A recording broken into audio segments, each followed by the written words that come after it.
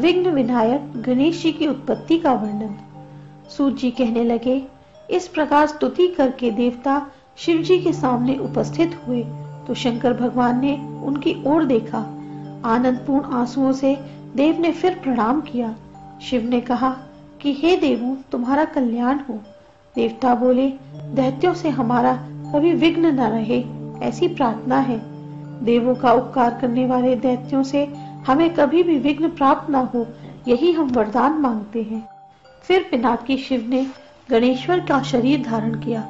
गणेश्वरों ने और देवताओं ने संसार के दुख दूर करने वाले गज के से मुख वाले त्रिशूल धारण करने वाले गजानन को देखा। उस समय सिद्ध मुनीश्वर देवता आकाश से फूलों की वर्षा करने लगे तथा गणेश को और महेश को प्रणाम किया।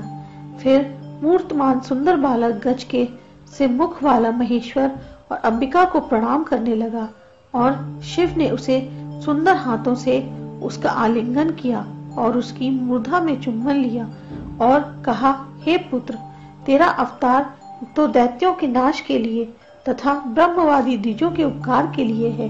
दक्षिणाहीन जो यज्ञ करे उसके यज्ञ में तू विघ्न कर। अध्यापन, अध्ययन, व्याख्यान रूपी कर्मों को जो अन्याय से करते हैं उनके प्राणों को हरण कर। जो स्त्री अथवा पुरुष अपने वर्ण से गिरा है, अपने धर्म का पालन नहीं करता, उसके प्राणों का हरण कर। हे विनायक, जो स्त्री या पुरुष तुम्हारा नित्य पूजन करते हैं उनके लिए संपत्ति प्रदान कर। हे गणेश, भक्तों की सदा रक्षा कर, जवान और वृद्धों की भी रक्षा कर। तीनों लोकों में तू ही सर्व पूज्य और वंदनीय होगा। जो ब्राह्मण मुझको, नारायण को या ब्रह्मा को यज्ञादिकों में पूजेंगे, उनसे सबसे पहले तुम्हारा पूजन करेगा। जो तुम्हारा पूजन करके स्तोत्र, स्मार्थ या लौकिक कर्म करेगा, उसका कल्याण और तुम्हारा अर्चन ना करने वाले का अकल्याण होगा। ब्राह्मण, क्षत्रिय, वैश्य, शूद्र सर्व सिद्धि के लिए अनेक प्रकार के भोजनों का भोग लगाकर तुम्हारा पूजन करेंगे। गंध, पुष्प, धूप आदि से तुम्हारा पूजन ना करने वाले को, चाहे वह देव हो मनुष्य हो, उसको कोई भी फल नहीं मिलेगा। ब्रह्मा, विष्णु, शिव तथा अन्य देवताओं का पूजन करने वाला पुरुष प्रथम में तुम्हारा पूजन करके विघ्न बाधाओं से रहित रहेगा। तब से लेकर जगत में गणेश जी की सब पूजन करते हैं।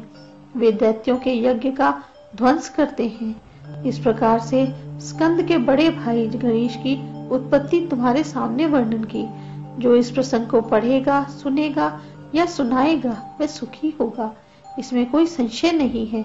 इसका सुनने वाला या प्राप्त करने वाला परम गति को पाता है तथा गणेश्वर के साथ रुद्र लोक में आनंद प्राप्त करता है।